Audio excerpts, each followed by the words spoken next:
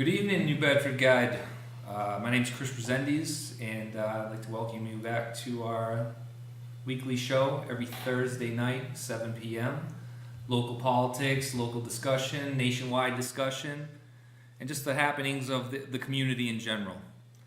Tonight, I'll be discussing a few topics. Political divisiveness, we'll touch back on that. I got a nice video, good feeling video that you're gonna be surprised at the outcome. We'll go through that again.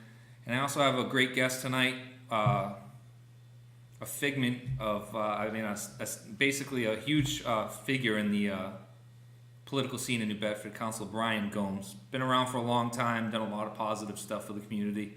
We're gonna be discussing the state of affairs in New Bedford currently, politically and culturally, as well as future plans and what is in store for New Bedford from 2017 forward. Let's start off by a little video I found on the internet the other day. It's gone kind of viral since. It came out about 2 days ago. The video is a Trump rally in Washington, D.C., where a group of BLM protesters, Black Lives Matter protesters, entered the rally, and what you thought was going to be a disruption turned into something totally different. Why don't we head over to that video, please?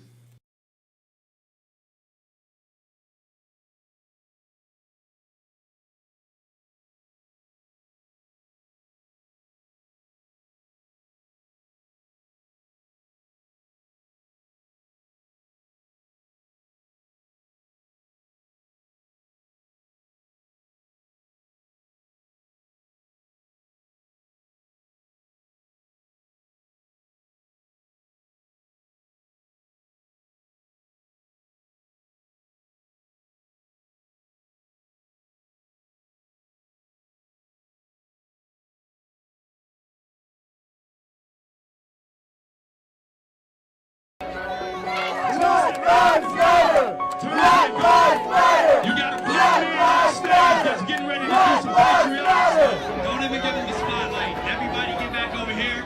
They don't exist. Don't give them the spotlight. Walk away. Go back. Go back. Go back. Back to the stage. This is America. If they don't like that, that's their problem. Let them come on up. Let them come on stage with the black man. I'm gonna let Black Lives Matter come up here while I show them what patriotism is about, all right? It's about freedom of speech. It's about celebration. So what we are going to do is something you're not used to, and we're going to give you 2 minutes of our platform to put your message out. Now, whether they disagree or agree with your message is irrelevant. It's the fact that you have the right to have the message. I am an American. And the beauty of America is that when you see something broke in your country, you can mobilize to fix it. So you ask why there's a Black Lives Matter? Because you can watch a black man die and be choked to death on television and nothing happened. We need to address that. You need to fix it. We are not anti-cop.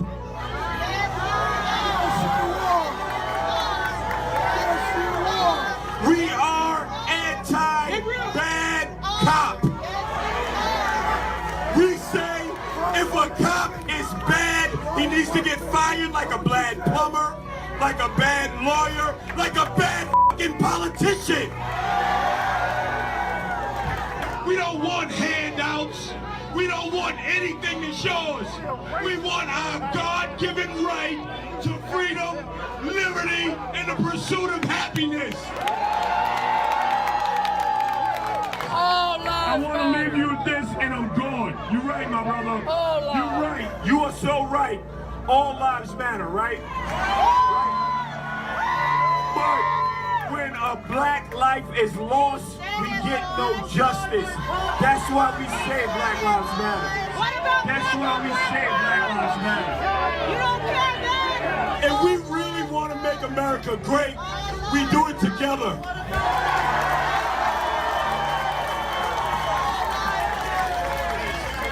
All right.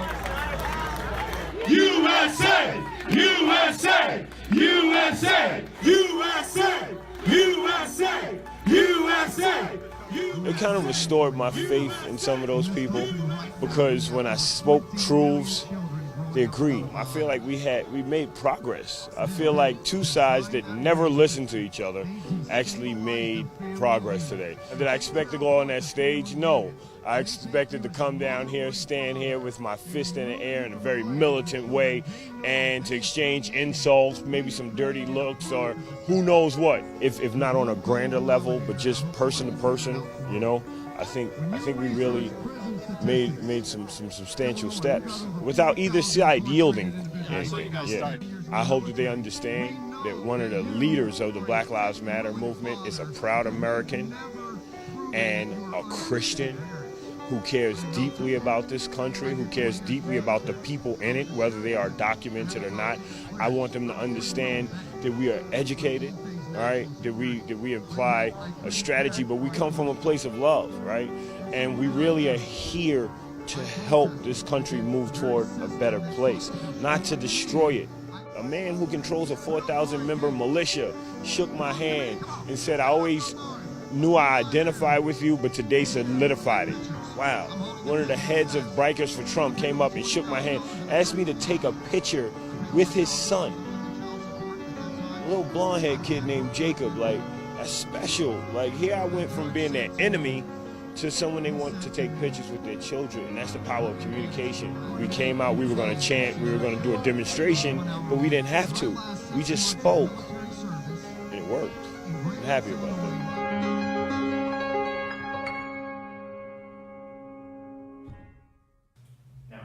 Now that's Hank Newsom, leader of the Black Lives Matter New York chapter, who took that stage. He was given the opportunity by one brave Trump supporter at that rally who did something that nobody expected. And by giving this man a voice and a chance to speak, he was able to sway some people, to show people that, hey, stop, take a minute. Let's look at both sides. Let's not just, I'm this and you're that and we're not going to get along, so let's not even talk. A couple of the statements that Hank made is that he's an American. And the beauty of America is that when you see something broke in your country, you can mobilize and fix it. I can't disagree with that statement at all. We're talking about the social injustices that happen in this country, whether it's white against whites, blacks, any culture, any race, they happen. And you do have to mobilize and fix it. And that's the beauty of this country. He also stated that during that rally, he felt like he made progress. If the two sides that never listen to each other, they actually made progress today. And he didn't expect that to happen. He expected to get down there with his fist in the air in a very militant way, to exchange insults, just as we see in these pictures, to do some dirty looks, to push, to fight, as we see in these pictures that we're scrolling through right now. But just to think that they made these substantial steps by just listening to each other. That's going to go to my weekly monologue. Political debate, not to be your version of a Jerry Springer, not to be your version of a Jerry Springer show. No matter how eloquently you place your adjectives and verbs, politics does not reveal the entire story of someone's heart. When one partakes in political debate, inform and educate other people by offering a comprehensive argument of your point of view and rebut against any counter arguments using evidence and examples that back up your words. Hurling insults or shying away by stating, I'm agreeing to disagree, is absolutely counterproductive. We need to open up our ears, open up our hearts, learn from each other, listen, and most of all, respect each other. And with that, we're going to start with our guest of the night, City Councilor Brian Gomes. Chris, thank you for having me. Councilor Gomes, it's a pleasure, and I really appreciate you coming tonight. It's a pleasure, and let me just say, I want to thank New Bedford Guide for the opportunity. I've continued to watch channel grow, and it's a positive one, and one that this council has stood behind, because no matter what is coming out of New Bedford Guide, I think it's positive, I think it's the news, and I think it should continue that way. Well, Mike's ahead of the game when it comes to Facebook and this media type. There's no one around. A lot of people are still dependent on radio, and it has its place, and a lot of people are still depending on the newspaper, which we all know social media is the way to go. And Mike is ahead of the game. We're starting these weekly shows, and he's interviewing everybody and giving everybody a fair shot in politics, no matter what comes before your name.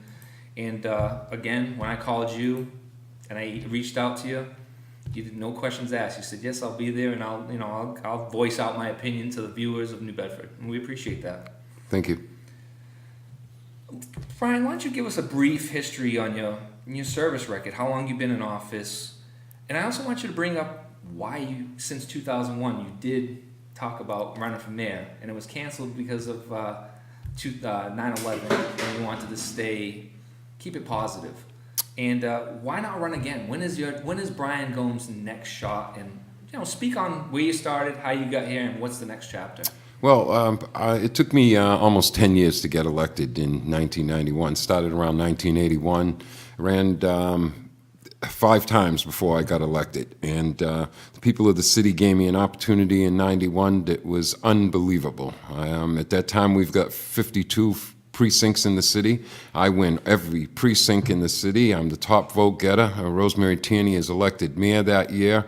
And we're off and running.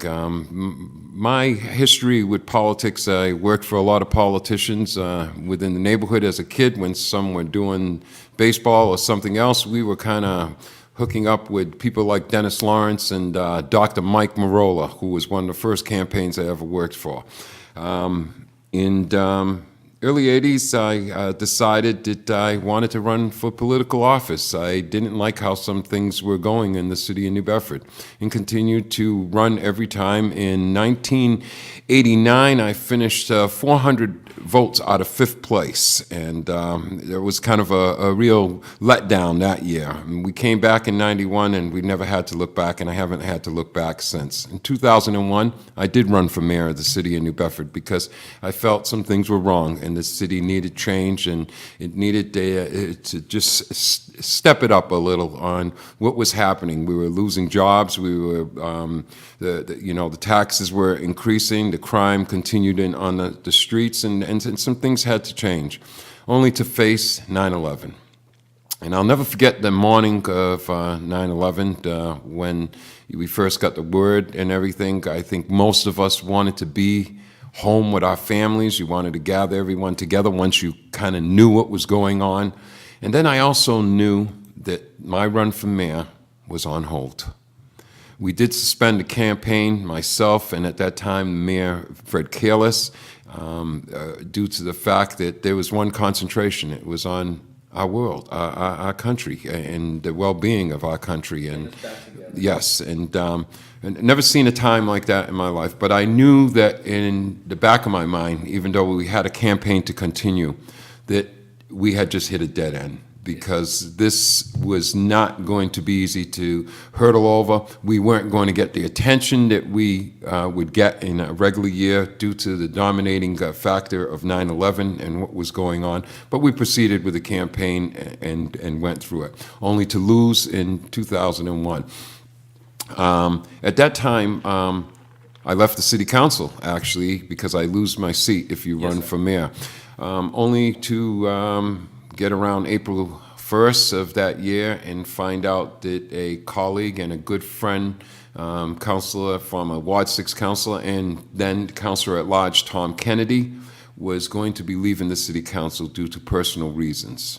At that time, I was contacted by one of my colleagues, and I actually thought it was a joke on April 1st, and I says, "Are you kidding me?" He says, "Do you want to come back to the city council?" And I says, "Of course I would come back to the city council." And then it was explained to me, and then from there we just went through the procedures. You had to get so many votes from your former colleagues, and as it's been said by some of the veteran councilors who are no longer with us, and I can state his name, George Rogers, and he was one that made the comment, we either put him back or we deal with him 2 years from now, and somebody's going to go. So I was back on the city council, a very rewarding feeling. feeling, something that I love doing.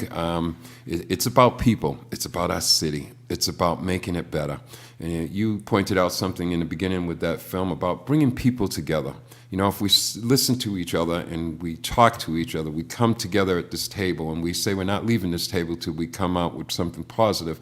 That's how it works. And success is a word I use often, comes to those who work together. And that was it. And That's as the far as okay. Sorry, excuse me. That's the main issue with politics these days, is that people just aren't working together. We see one side with the other side, and I got my beliefs and you got your beliefs, and a lot of times they're walking out of these meetings and these debates angry with nothing getting done. We see it on a national stage, and now it's coming down to a lower level. I talked to the sheriff last week about issues such as DACA, where we're setting policy within cities that is somewhat controversial because, he brought up the analogy of the airplanes at the airport. Hey, we don't like the route you're taking. You can't just change airplane routes because one town doesn't like it. And when you're doing this type of stuff, nothing good comes out of it. We're dealing with people that just are arguing, and the negativity, you've been in office long enough. Nothing good comes out of that. And you brought up Councilor Rogers. Councilor Rogers was the chief strategist. Part of that move of getting you back in was, he knew at that time, I think he was up against the ropes. A lot of people, he's always been on the controversial side. So he played it right.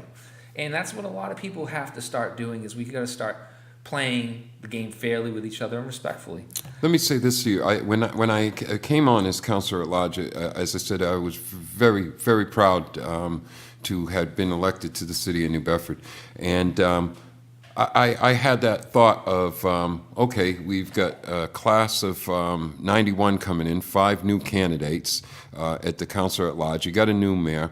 But I also looked at what we had in our state legislature and our state representatives. And I always had the feeling, and what I wanted to bring to the table was success comes to those who work together. I started to look at the Montigny up in the Senate when he got elected, and it started working down. Knowing these people from the city of New Bedford, there was only one avenue that we had to take, and that was to work together. Absolutely. From the state to the representatives, down to the city, local levels, to the towns. And everything is not going to be rosy, and everything's not going to be perfect. We're going to have to debate, and we're going to have to come to some conclusion. But the conclusion that we come to is one that is positive for the people, for the city. It's not about us who are getting elected. On too many occasions, that's what it's about. It's about you getting elected. Absolutely. I've never played that game, and I don't want to play that game, and it's not part of my character. It's not part of my agenda. My agenda is to get the work done on behalf of the people of the city. And represent their interests, not your own. That's right. And I tried to bring that into the play, and it worked, and then it did not work. One of my first things I did when I got elected was I put a bus tour together. A couple of Greyhound buses at the time. I want to thank Fairhaven, I forget his name, Mr. Medeiros, who owned Medeiros Bus Company at the time. Gave me 2 coach buses. At that time, we had Davies Locker down. I set the whole thing up to bring state and local officials, safety people together. We're going to tour this city. I'm going to show you the damage that's in this city and what has to be done, and how we change that around. And we started off early in the morning walking around downtown, talking about what was wrong with downtown, the vacant stores or whatever. We traveled throughout this city from the Fairhaven Bridge that needed to be repaired. And I'm not going to sit here and pat myself on the shoulders, but I'm going to tell you, I've had an integral part of a lot of things that happen in the city. It's kind of pushed to the side sometime, and I don't mind being pushed to the side. I mean, your name not being mentioned, but I'll remind you of who gave you the idea and where you got it from and how you ran with it. Well, that's why we asked you to come on, because you've been a cornerstone of the city for the past decade. You've been involved in a lot of, more than the past decade, but more recent memory in my mind. You've been involved in being a councilor at large. You're not just concentrating on one ward. You're concentrating on the whole city.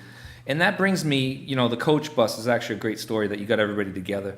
My first question for you was the motion that you filed last week to just stop this public safety summit. If no one's interested in it, and the chairwoman, Deborah Coelho, councilor at large as well, she's the chairwoman of the public safety. it just seemed like she kept shelving it, and it looked like the mayor was just pushing it aside as well. Why did you call them out at that meeting, and what got you to that point? Do you feel that the mayor is not interested in public safety? Do you think he's squashing numbers to make it look like it's a success, that crime is down?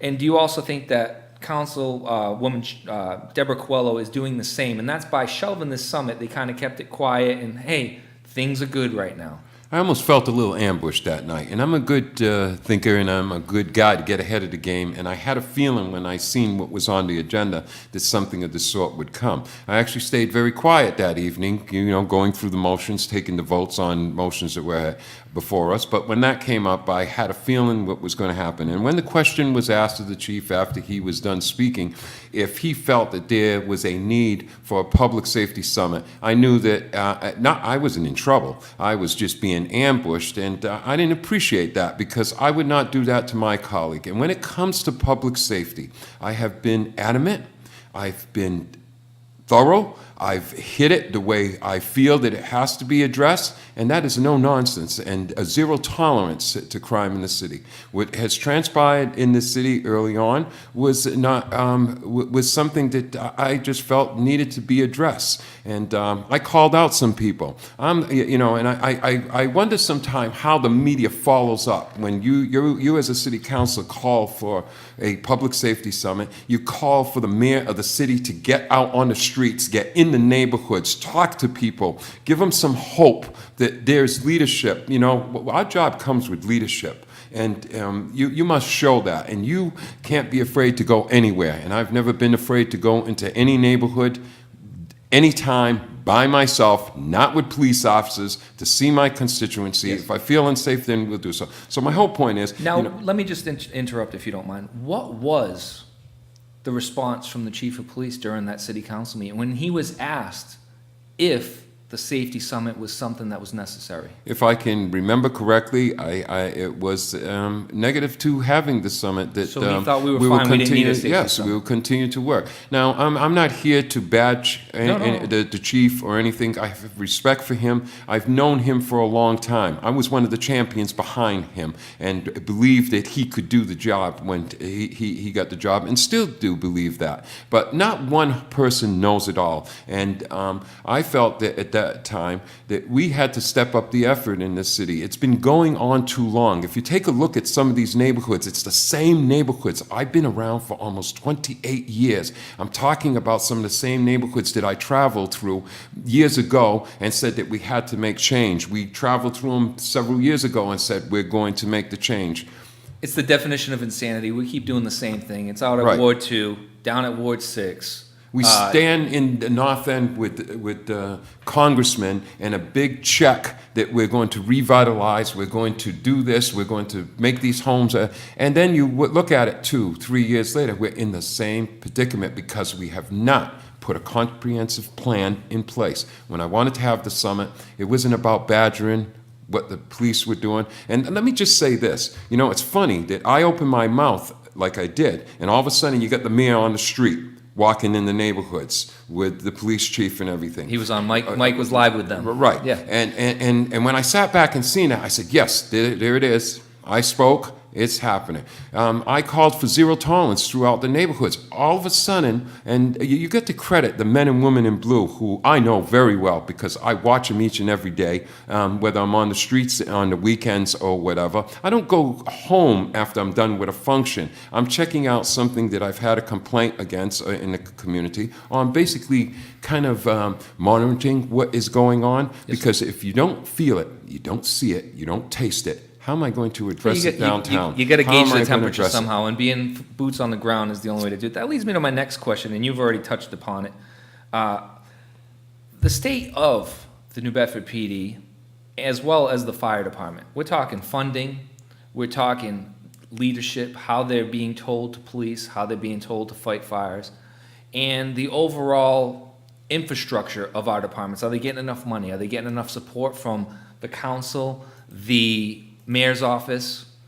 How do you, can you touch upon some of that stuff? Let's start off with our fire department first. With our fire department, we have blackouts throughout the city. Absolutely. I've often said that was Russian roulette that they were playing with, and I'll still say that. Whenever we close a firehouse, whether it's way up in Station 5 in the north end or down the south end at Engine 11, or you are playing Russian roulette with this city. And you have seen a couple of fires that have broken out where people question if Engine 7 could have got there, could we have put this thing down before? And this is what... The destruction of property has happened based on the blackouts. That is a fact. When it comes to public safety, there is no price tag to be put on it.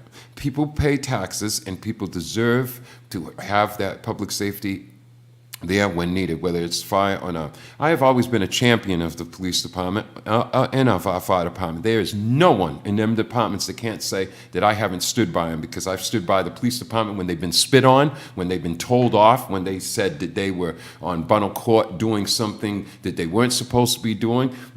There's a format that you follow, but what I'm trying to say here is I've been a champion of them. When there was no SUVs in our police department, I'm the guy that went after them, and that was simply because I heard a good friend of mine one night screaming for help, and we couldn't get a police cruiser when we had 6 inches of slushy snow down to Bluefield where shots had been fired, and he was the first responding officer. We knew then that we had to step up the effort. My whole point is the city fire department and police department should have the tools. Sometimes it's very troubling when you watch TV and you see the smallest towns with some of the beefiest stuff and that look, that authority.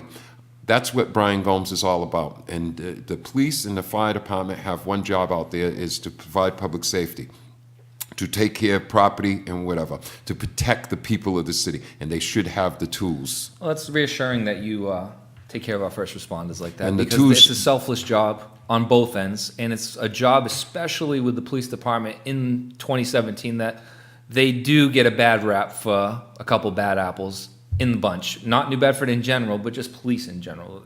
New Bedford Police Department has had a great track record as of late when it comes to any type of inappropriate conduct. With this show, Councilman Gomes, what we try to do is integrate Facebook Live questions like we talked about earlier. We have our first question from a listener. Kimmy is her name. Her question is, sir, do you get along with the mayor, and do you want to get him elected? Re-elected, excuse me. Well, I don't want to worry about getting myself reelected. Absolutely. Do I get along with the mayor? I respect the mayor. I would hope that he respects me. Have we had our differences? Yes, we have. Will we continue to have our differences? Yes, we have. But again, bring it to the table. You discuss it. What I find is that when I address something or I open my mouth, people are just quiet, silent, and think it goes away. With me, it doesn't go away, and I remember, and I have a good mind. And what I was trying to tell you early on is that I open my mouth and people start reacting. Things start happening. When I said zero tolerance on the streets, we got to stop beating the streets, all I had to do was say we want to have a public safety summit, and I guess some people got shaken that I was bringing these people together to beat up on and expose. That's not what my game plan was. My game plan is to put a comprehensive plan forth that we are going to follow right down the line, from the men and women that are on the streets fighting it every day, right to 3rd District Court, what we'll ask the judges to do, or respectively expect them to do to keep our community safe. Absolutely. A comprehensive plan that can be looked at by others maybe later on, putting all public safety agencies together to make sure they're working together. You can stand before a public forum and tell me that the FBI is here, this is here, that is here. Show me the proof that we're all working together. Show me the proof that from the federal level that we're beating on some of the hierarchy within the crime syndicate in this city. Show me that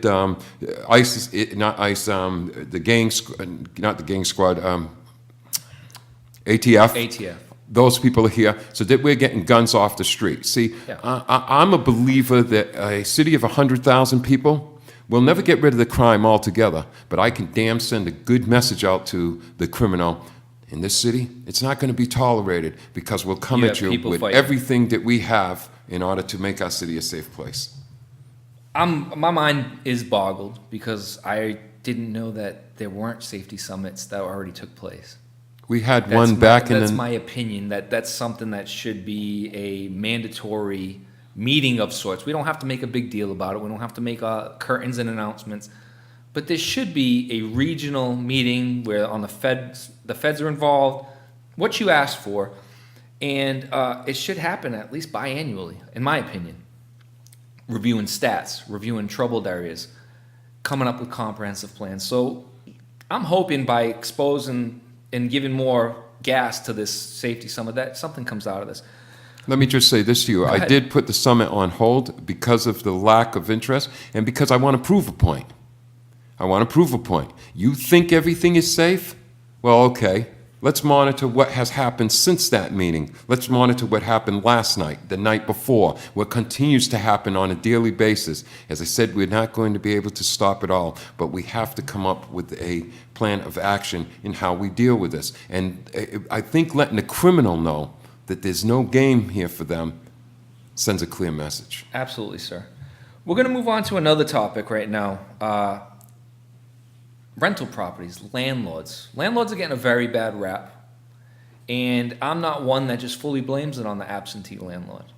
I also see that the issues in probate court and how difficult it is to remove a tenant can be at times. Does a landlord, in your opinion, get a bad or fair reputation? And the process to evict and the court system involved, what are your thoughts on those three topics when it comes to the landlords in our city? Let me just first say this. A landlord has an obligation to the city of New Bedford, especially, in the olden days, a lot of owner-occupied property, the landlord was on the property. Absolutely. Now it's owned dozens of business. homes and generate a business. You have an obligation to make sure that the tenants that you're putting in them houses, whether it's first to the third floor, are good people and follow by the rules and regulations that you should be running that property under. Now, I'm not saying restrict people to not doing things, but that comes along with rental property when you don't own it. You have to hold them accountable for who they're putting in these neighborhoods, who they're putting in these houses, and if there's criminal activity or whatever, that's why I supported the mayor's ordinance on troubled housing across the city, putting that task force out there, and I still believe that the task force while it's doing its job, it needs to be beefed up even more. And when I say that, I mean when I come to your door, I'm not only coming with the city inspectors, I'm coming with the fire department, I'm coming on with uniformed officers. We're really taking a look at this property. Who lives here? Who is part of what goes on here besides the property not being up to code or being a troubled part of a neighborhood? That simple, just contributing to the crime. Now you have this as a current program, a current task force that you are part of. That I was a part of getting the legislation through, supporting the mayor to do this. Yes, That's great, and I support it. I mean, my next question here is, has the city council requested a meeting with landlords, a summit, you could call it, which includes HUD, probate court, the police, fire, building departments, constables that are evicting these guys?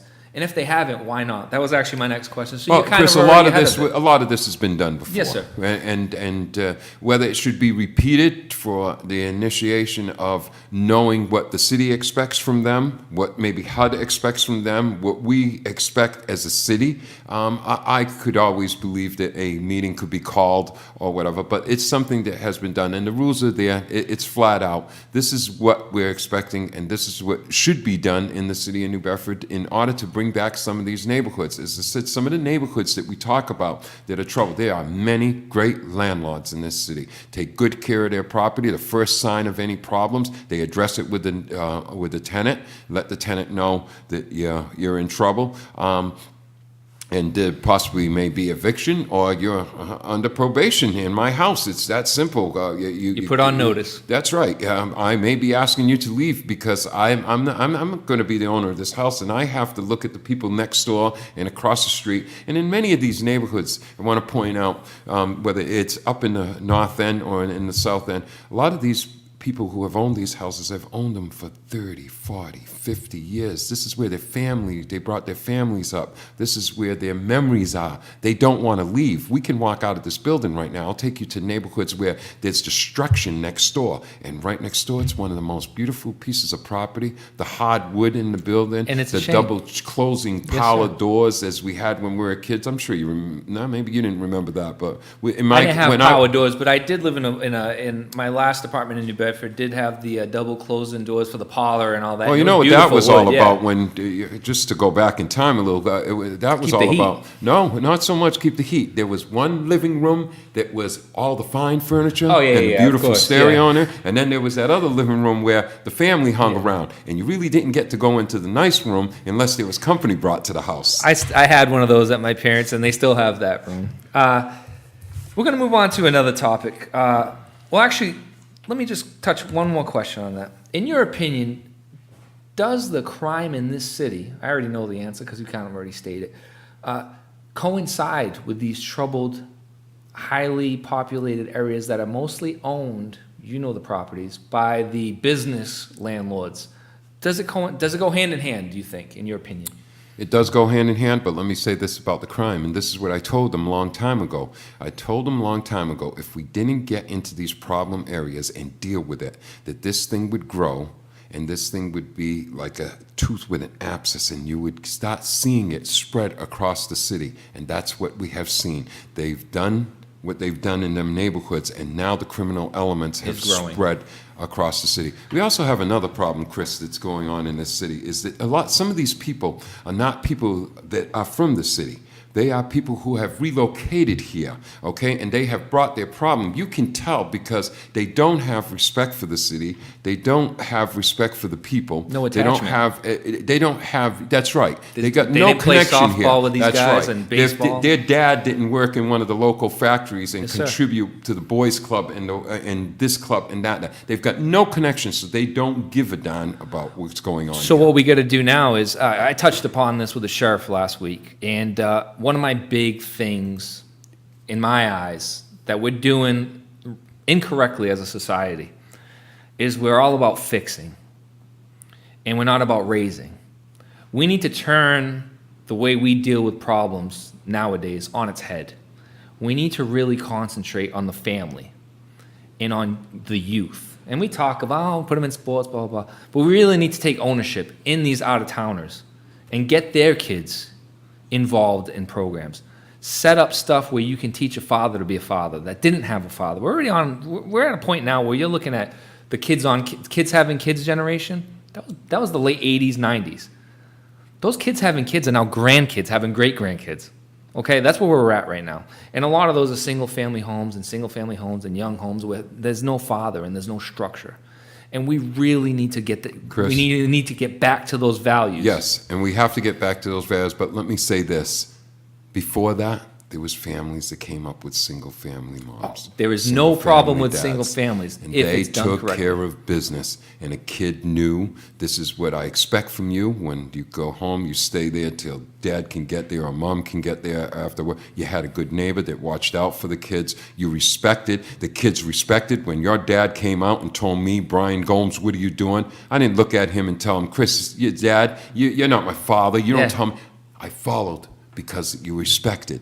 The respect is gone. What we need to bring back is the respect. It doesn't matter whether it's a single family, a single mom or a single dad or two. You have an obligation to making sure that your kid is doing the right thing. You gotta And I raise and feel- not fix. That's right. And I feel that in some cases, we're not doing that. Some people are too busy doing what they're doing to take care of themselves and never mind worrying about raising their kids as moms and dads did many years ago to make sure that my kid is safe, my kid does the right thing. I continuously hear about programs and getting kids into programs. Do you know how many parents every day commit themselves and dedicate themselves to programs that come home from work and don't want to go to baseball practice, don't want to go to dancing school, don't want to do this, don't want to go there, but the obligation is there. My child is growing. I have to show my child the right way, and you're obligated to doing those things. You want to keep a kid out of trouble? One simple solution. Show 'em some you love. keep them busy and you show them some love. Show them some love. Keep them busy. If you don't give your child a chance to get in trouble, if you put them in sports, you're putting them in anything, any type of karate, instruments, anything, any type of reading club, whatever you can do to keep your child in a group and involved and busy, and not playing video games and sitting around and being bored, you're helping your child grow. By not being involved and forcing them at times to be active, you're failing as a parent. We have two phases here. We have to deal with the kids. You know, it's funny because you hear some people talk about the crime on the street. It's just some kids. It's just some kids. It's not kids. When you're 21, 24, 30, 36, you're not a kid. No. When you're 18, you're supposed to be You're an old adult. enough, and you become an You're adult fighting now. wars And you at start 18. acting like an adult. Absolutely. And so you got to split those two up. What I did want to say is that I understand what you're saying about having programs and things in place for kids, and those things are in place. It's a matter of parents stepping up to the plate, make sure that kid is taking advantage of it, make sure that you're following your kid, and no matter how tired you are after work, You that's get your right, butt over there and get your 7:30, kid down you there. have to pick up the kid at the boys' club. We're going to move on to a topic that everybody hates. Josh, why don't we cue up the videos taken today? The panhandlers in New Bedford. It's a topic you can't get away from. It's an eyesore. And now, to cover up the eyesore, they put a Band-Aid called concrete barriers. These concrete barriers are ugly. As you can see on the video over there, that was taken today at 1:40. And they've accomplished nothing because the panhandlers are still there, and now you got these big Jersey barriers that do absolutely nothing. I'm one of the first to address this issue in the city of New Bedford because I felt that it wasn't the first thing that I wanted people to see when they come to my city, our city. When they come to your city, the first thing you meet is a panhandler at the end of an exit. That's not a good sign of what the city has to offer or whatever.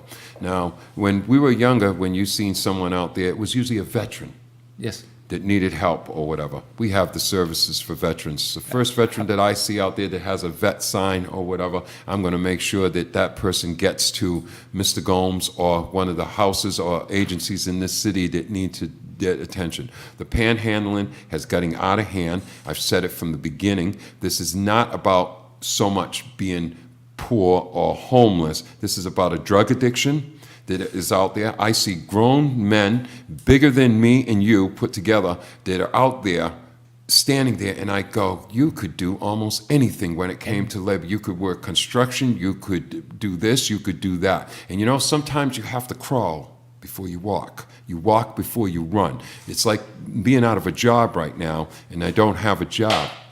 If the job was offered to me that I had to wash the floors and clean the toilets all day, do I step up and take the job and do the right thing to bring a pay home, and then maybe next week be the foreman or in the future be the foreman of what is going on? That's the kind of approach you have.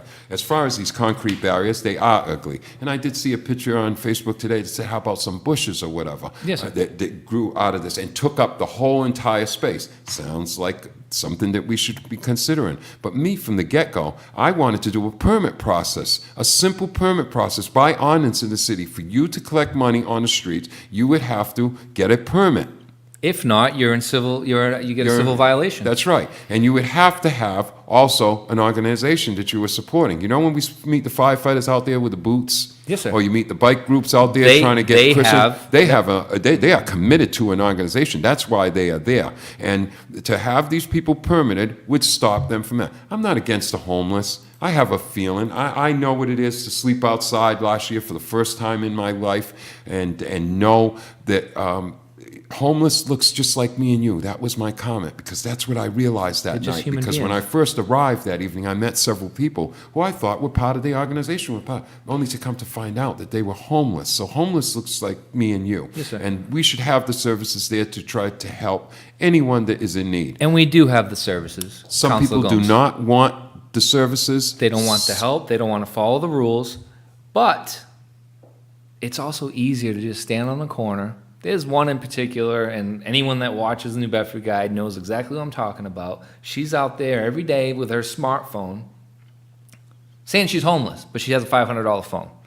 Why? Because people are feeding that. Feeding that. They don't want... I actually had somebody that, was a little financially burdened, we'll call it, and oh, because I'm poor, I can't have an iPhone. Well, damn right you can't have an iPhone. Well, my parents didn't have money when I was younger. There was things that I wanted that I could not have. There's a belief of equality that shouldn't exist. If you don't have money, no, you can't have the luxuries. That's People not how don't it put works. things into priority. Personal responsibility. I need a place to stay right now. My goal should be to get the job. Absolutely. And to get an apartment. I may have to take the bus every day to work or bum a ride with Chris or Mike to work. And But I'm it'd gonna be make it a happen. little bit of convenience. But I'm going to make it happen that in a few weeks, maybe I can get a hold of a $700 car. Hey, it's not the prettiest thing in town, But it's going to go. but it'll take me to work. Yes, sir. When we were younger, that's what life was all about. It wasn't that we had to ride around in the big car and the fancy wheels or whatever. Just having a car could get me and you to the mall, could get us to Fall River or wherever something was happening. Again, people do not put things in priority. That's what we have to get back to. And those people out there must put their lives in priority. We can't do everything for everybody. We can make things available when needed, but I can't do everything for everybody, and you got to have those that really need. I see a man and woman on the corner of Union Street, at the bottom of Union Street there, next to the State Pier. You know, one's supposed to be pregnant. For like 20 months well, now. I've been waiting for the baby. I've all really have. been waiting for the baby for a long time. And you know, I sit here and it's not no joke to me. I'm serious. Where's the baby? You have taken advantage of people standing on a corner, perceiving that you're pregnant and you're really not pregnant. And how many days you're going to stand here before you try to get a job or you try to really straighten out your life? Because I know people that are a lot worse off than you. And when you look at worse off, you realize that sometimes you think you're having a bad day. We're not having a bad day. That's a Everybody, bad you day. always, when somebody asks me, how you doing today, I always say, better than some and worse than others. That's right. Your solution is common sense. With the, licensing these individuals, have you proposed this in the It was council? proposed that everything with the ACL keeps coming down, and we've ran into that obstacle that we're very scared of dishing out some money or whatever. So we got to come up with something that can solve this problem. I personally like the Bushes in coming out on these islands because now there's nowhere to stand. Now you're in violation when I find you in the street or you're doing so. So now we can take action, and this cannot go on any longer because, again, you're breaking the law or whatever. And this has to be done. It's a sign of the times. It's everywhere in many of the major cities or whatever, but I don't want it to be a face on the city of New Bedford, and that's why I've addressed it. Many of my colleagues have addressed it in different ways or whatever, but again, it should not be left alone. I like the Bush deal, and I still like to get them permanent. Let's try it out. I like your idea, and I like the Bush idea. Maybe we can start by putting some bushes the cheapest way out, and then go from there and move on to some legislation of some sort to make it happen. We're going to take our third question of the night. The question is from John Nunes. What is the biggest change that the city can make to change the negative perception of itself? Biggest change to change the negative perception of itself. Well, I have to say, put a hand on the crime and get the criminals off the street. But at the same time, putting a face with New Bedford, a face of positive, a face of what we have to offer, and just don't stop. Dress it up and Keep pushing. Keep pushing. Be proactive. I've always taken things on when I want 100% when I'm going to do something. But if I can get 50, I'll settle for the 50. And when we come back next time, we'll have 75. snatch that other and we'll 50% keep out. doing. We'll keep We'll working. keep working towards the 100. Carl has come up with a great question. From the sounds of it, I have the same feeling. Why aren't you the safety chair, the public safety chairman? I am not the public safety chair because every year we go through a presidency. I am very proud to say that I think it's 24 out of my 26 years I was the public safety chairman, and I take the job very, very seriously, and I take my city very seriously. I have a love for this city, and I have a real dislike for the criminal element who take our city Advantages. and put that picture of negativity on it. And so the reason I'm not public safety chair is because as the presidents change, they change the leadership, and it depends on what is going on with that presidency and how we place our votes or whatever. And Politics. there you go. I've never stopped being the chair. I am vice chair. I'll continue to do my job Yes, because public safety is and I'm not going to toot my own horn, but I've been tooting the horn about public safety, and there has been integral change in the way we do business in this city, and all I know is that I have to open my mouth and I get reaction. Next question. We're going to move on. I got a couple that I have to get to, so we're going to keep these next ones short, even though it's a big deal, this next one. State of our schools. Funding, as well as classroom sizes, discipline, and our growing English as a second language students that we have in this city at this moment. What are your thoughts on funding? How are we doing with that? The funding, I think that the funding is there. What we need in our schools, and you would hope that this is going on every day, is committed, dedicated parents to make sure that their kids are walking. We already have the committed, dedicated teachers within Yes, the sir. system. What we need is committed, dedicated parents that make sure that our kids are walking into that building with one goal, and that's to get themselves smart, educated for the future. Because without it today, you don't have no other avenue. Back in the day, you had other avenues. You could drop out of school, you could get a job here, get a job there. Not Most today. that doesn't happen today. Those factories are So gone. parents have an obligation to making sure that their kids walk into the building with one goal of respect and taking care of business to educate themselves for the future. The funding is there. How much money can I keep throwing at kids that are bad kids? It's not going to fix it. It's not going to fix it. I'm not a supporter of a school like the bad school where we send all the bad kids. I've never been a supporter of it, and I got the feeling many years ago when I walked in there with Mayor Lang and a gentleman that you'll know when I say his name that walked into our class with any one of us, we would have been enlightened. Congressman Lewis, myself, Scott Lang, the mayor, and myself walked into the old vocational high school. The feeling was so cold, was so nothing. This didn't impress anybody. And what I felt that day was, we got a problem. And the problem is, how did it get to this? How do we throw all these kids together? That doesn't solve the problem. I take in all the bad and I throw them together. I do that in jails.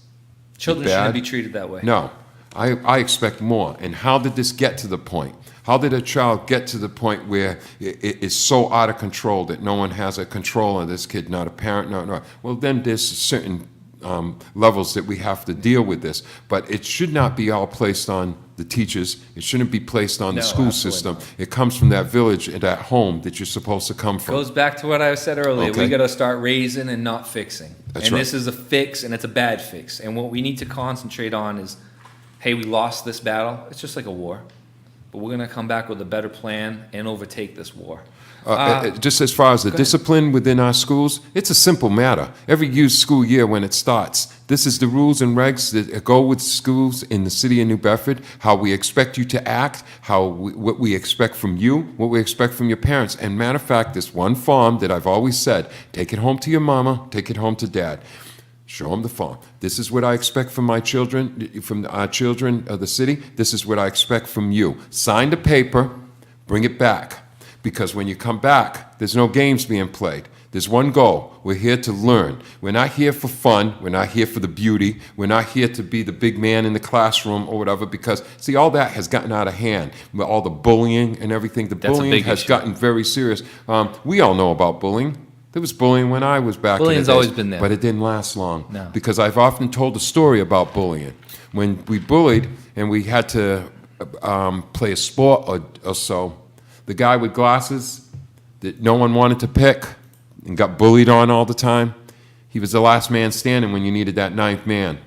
He ended up catching because you never gave him a position because you didn't feel you could You didn't feel film. comfortable with Until that pop-up went up and he caught it. Part of the team. He was part of that team, and you never Yes, look sir. back. You never look back. I know it sounds philosophical, No, but you never look it's back. a true story. I've had that catcher. Jen is also complaining about class size. She's got 27 children in her son's second grade class. Now, this ties in with the English as a second language because we're also incorporating students, and I've talked to some teachers who actually have to do Google Translate in the middle of a class of 30 for basic questions. Hey, what's your name? What are you doing? And then they answer in Google Translate. Meanwhile, there's 30 kids doing nothing while this 10-minute little. What are we doing about class sizes in the city? The class size should always be comfortable for the teaching, and I would say no more than 25 students in a classroom. But as far as the English language, you should know how to speak English before you walk into any city school. And if you don't, then we have to set up a program that makes sure that that happens. Because what happens is we're taking away from other students while we're trying to accommodate this. And you know, I think this thing within the system is a money generator. Yes, You sir. get money from the state, the the more feds. you have. But who gets affected during the whole thing? children. The class, the teacher. And we're not getting the days working that we should be because we're busy taking care of this one or that one who didn't come here ready to take care of business. I'm gonna come back to this. I'm gonna revisit this with you. I am gonna come and I'm gonna call you, question you, whatever, and I'm gonna see between now and a few months from now what you've done to help this, because this is an issue. This is a big issue where you're stuffing students in classrooms that don't speak a lick of English. And it's happening, and it's not just a small portion. It's happening It's a great lot. numbers. It's great numbers, Let's bring and this as up I in the said, city council and push some pressure on the school committee on and the this. great numbers are generating money from the state. And I'm not so sure that that's the kind of money I want. You can take that money, but put that money into a classroom with all Spanish-speaking students, with all Portuguese-speaking students, with all Creole-speaking students. Use that money appropriately and don't mix them. So let's talk about this with the school committee and the council sometime. I appreciate that, and we'll go back. Our last topic of the night, we're going to get into the economic growth of our city. Tourism, we all love it. In this community, it's seasonal. We had a horrible summer. I think it rained about 12 Fridays throughout the summer. It's awesome, it's great, but it has a small impact. What are we looking at? I saw that Amazon is looking for a second headquarters, and you were part of, hey, let's get them over here. We have all these mills that were just elderly housing. We can do more with all our waterfront. I think New Bedford, a lot of people don't realize this, has more coastline than any other city in the country. And we have 3 or 4 properties that are actual waterfront properties. It's amazing. If you think about it, go in your head, take a ride along the coast. We got Padenham Avenue, which is 4 or 5 houses, and East Rodney French or West Rodney French, that's 2 houses. The rest is street and beach. What are we doing with our coastline that can attract business? Think of these Well, we're convention doing with our centers we can coastline. have along the Acushnet River. Think about these headquarters that people would love to have on the river that you can actually have boats and cafes and outdoor stuff. What are we doing to capitalize on our waterfront property? Waterfront Village. That ring a bell? Waterfront Village. Talked about it in the 90s, you know. I'm an imaginary guy, a kind of a creative guy, and you start looking at things and you say, how can you make some things change? But also, Chris, a lot of mistakes were made in this city. I'm going to tell you one mistake that I've often reminded of them, and I hear others talk about it now, and I say, you're the first one to tell. $9 million was given to us by the federal government. They came in here with urban renewal and knocked everything down. Some of you gentlemen that are sitting here are much younger than me, but I remember Purchase Street, Pleasant Street, where it stretched all the way north, and the biggest buildings and the theaters and all that. And to have that all back in place right now, and to have that revitalized or whatever, could be such a draw to this city, such a great beacon within the tourism market. It would be phenomenal. What has to be done for economic development? Always looking for the biggest pie and going after it. And when I say that, if it's a business that is being looked forward to coming to here, we have to at least try. If you don't try, you don't know. And you also have to be creative. Many years ago, I talked about putting a master plan together for the city and taking every 6 blocks, because every 6 blocks is different. Look at this 6 blocks. What does it need? What can we do for that What little does this area? need to be complete? Move on to the next 6 block. I looked at downtown when I seen the shrinking downtown, and I said, let's take our north on downtown and still have downtown, but where me and you are located and farther north, let's call it downtown north. Yes. So now when you're coming off the exit, instead of coming off on an exit that's called Wells Square, you're coming off on the Purchase Street North Downtown exit, giving those businesses and those at that time the An opportunity identity. to flourish with every other business that was going on. You came up with that's an excellent point, and getting a piece of the pie.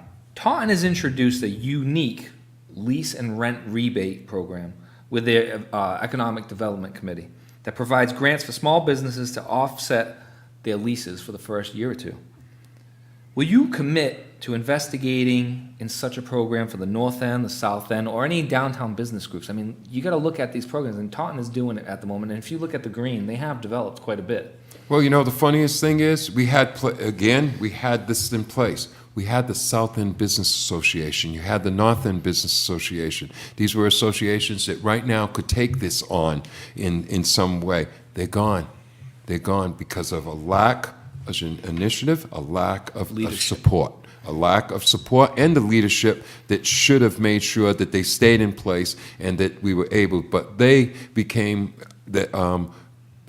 pieces of the city in their own, trying to do many things from having festivals or whatever to raise money so that they could go through. But an initiative like this is something that I could look at and I could support. When you're talking about, I've even thought about that downtown. Look at some of the buildings downtown that have been vacant for as long as they have. You have to ask the ownership, why would you ask for $2,100 a month for a storefront when you could give an entrepreneur or a business venture this front for $600 and watch it grow? And then I come back to you, Chris, and I say, well, you know, you're doing okay and you've brought a lot of people here. The rent's going up to $800. And you kind of graduate. Instead of letting the building sit idle, pay the taxes, or you're not paying the taxes on it, the windows begin to break, begins to look like a city that's not functioning all the time.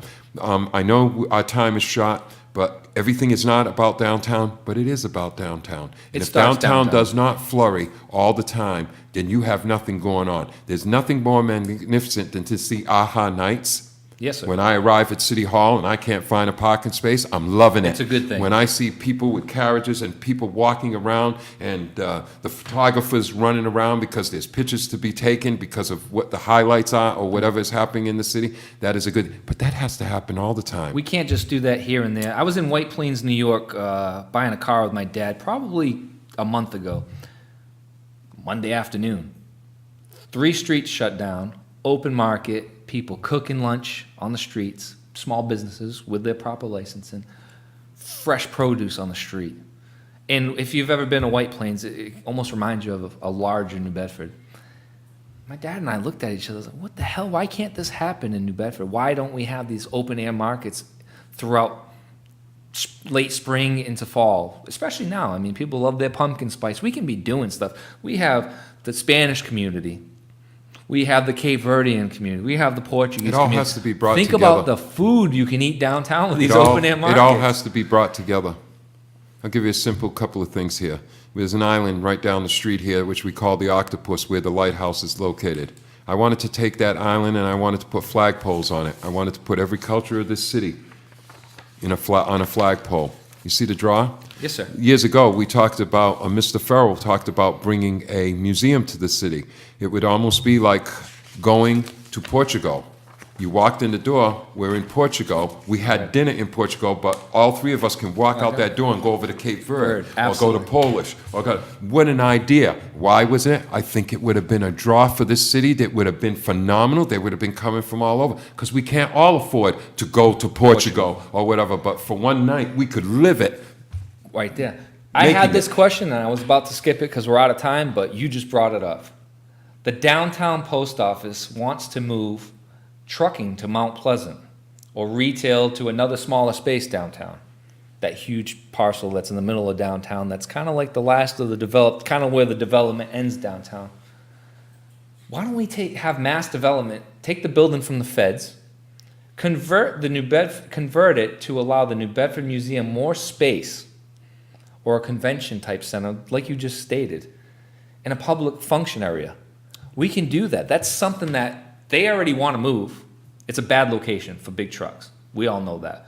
They want to move. We have connections with mass development. And you have the need to expand downtown culturally. You just stated it. What a great idea that is.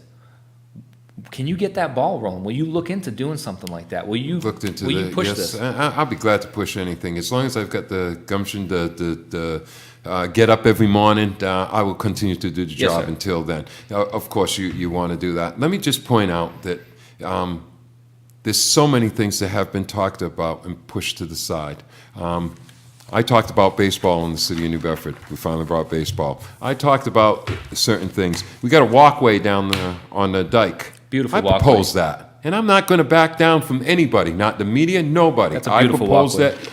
It went through committee. I have former colleagues, David Alves, that can tell you exactly where we sent it, to Senator Montigny, to the Army Corps of Engineers, and look what you have today. Beautiful. But you still won't have anybody give the credit where the credit is due. And not that I need it, because the people have a Toot your very own good horn, mind. because a lot of people don't know that you have behind The people have a great mind. I'll leave you with this. Downtown, right now, supposed to be the hub of the fishing industry, the whaling city capital of the world. We should be able to get a harpoon to take home that says New Bedford, Mass on it, somewhere, somehow, being made right in the streets. We should be able to dress the people in the clothing that we need to in the historical area, from the police officers to them, to set that atmosphere where we want to come and take pictures. Beautiful idea. And me, you, and Mike should be able to leave here right now, and we're not in the mood for a dinner, but the seafood capital, why can't I get a fried box of scallops from On a the side side of the road. window, or a fried clam, or whatever? This is what I've been talking about for a long time. Some of the things that need to be done, they're very small, they're very simple, but it would only carry into other things, and you would have that private sector taking the initiative to take advantage. The And private sector needs to work, but it needs initiative from the government. that's right. And here's the last concern, and here's what's going to happen. If New Bedford doesn't take care of itself, it's proven this way in other communities, Brooklyn, New York, White Plains, New York.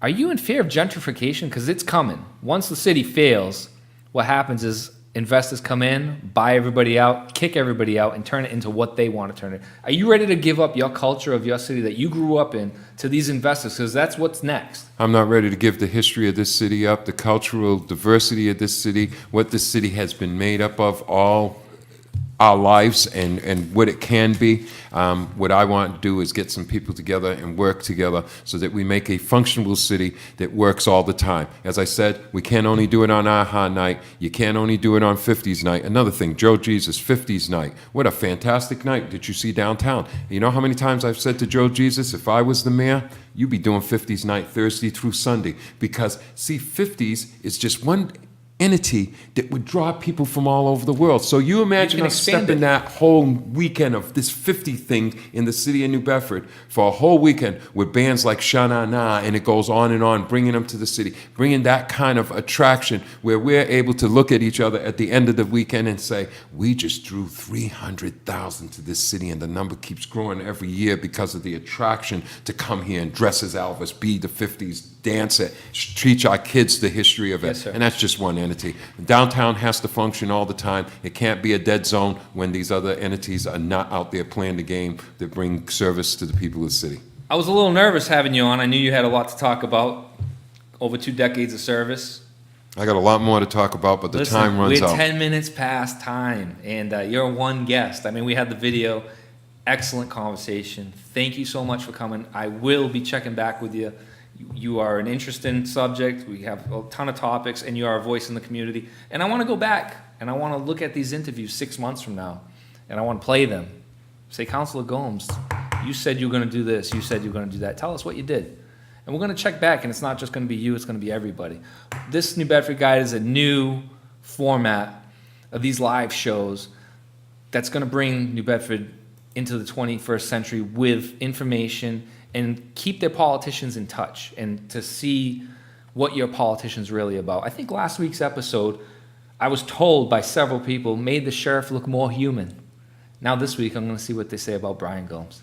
I appreciate the opportunity, and thank you to New Bedford Guide. And we have an obligation to respond to the people's needs, to also respond to the media, and you have an obligation to stay on us and make sure that we're getting our job done and report it back to the people. Thank you very much. Hey guys, thank you very much for tuning in. Every Thursday, it's called the Chris Rosendi Show right now, not my style. We're going to change it up. We're going to find a cool name for it. Tune in. You can set your notifications, edit them so you get notified whenever we go live. The live streaming has gone up by a ton, if you haven't noticed, on New Bedford Guide. We are interviewing all local candidates. It's that time of year. And we are always going live with different topics and keeping you informed of what's happening in the South Coast of Massachusetts. We're not just solely hitting New Bedford. We are dealing with Dartmouth, Taunton, and all the national issues. Thanks again for tuning in, and I'll see you next Thursday.